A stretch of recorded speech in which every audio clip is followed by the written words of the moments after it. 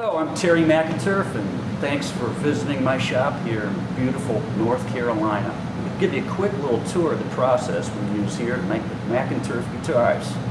Now, of course, it starts off with the raw materials. And behind me, we see a rather untidy stack of genuine Honduras mahogany.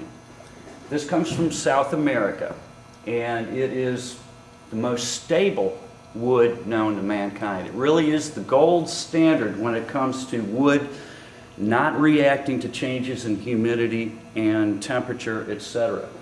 And I use it for necks. For instance, here we have some neck billets. This wood is all about, by now it's about 15 years old in my possession. And these are all just rough cuts, stacked up, just curing, drying. Over here we see some of the raw mahogany material. I choose the mahogany for its stability, but also for its tone. Honduras mahogany has played a big role in the sound of electric guitars that we grew up loving. And because I want a neck that is extremely stable, it plays in my favor to use mahogany for necks too, because it will tour. It won't tend to move around nearly as much as some other woods that we see used, like rock maple, other woods like that. So the steps involved in building a guitar here starts with the raw lumber, and then we begin to slowly dimension the lumber down to the blueprint specifications.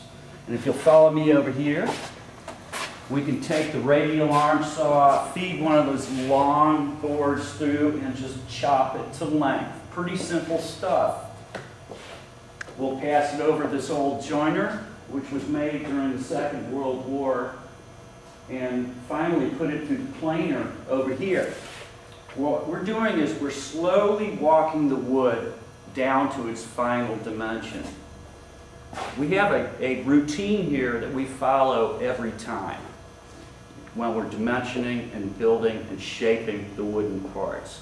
Each step of the process is designed to correct for any wood movement that happened in the step before. In other words, when we remove wood from a piece, then that piece might tend to move a little bit. So it's a constant series of correcting steps until we bring it down to the blueprint specification.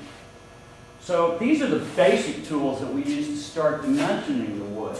This roughly planed thickness, then we can put it through this wide belt sander and slowly walk it down in thickness to the point where it's plus or minus 5/1000ths of an inch from the blueprint specification.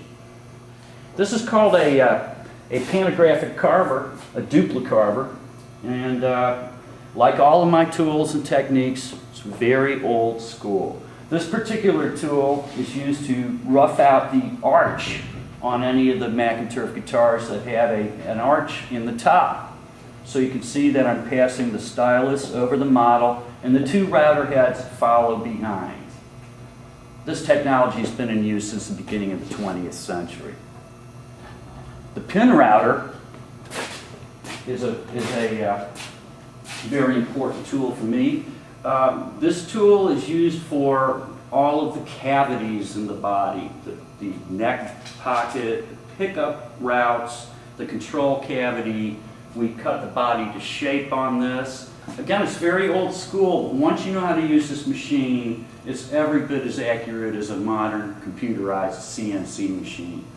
For instance, if we want to route a pickup cavity, we can get it accurate to within 5/1000ths of an inch of blueprint. It's all in knowing how to use the tool. More old school stuff. This machine here is a belt sander, but this gizmo that's attached to it is probably the most challenging fixture I've ever had to make.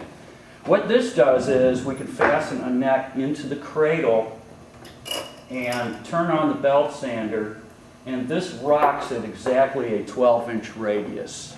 So what we're doing is we're generating a 12-inch radius arch in the surface of the fretboard, which is the standard radius arch for McInturff guitars.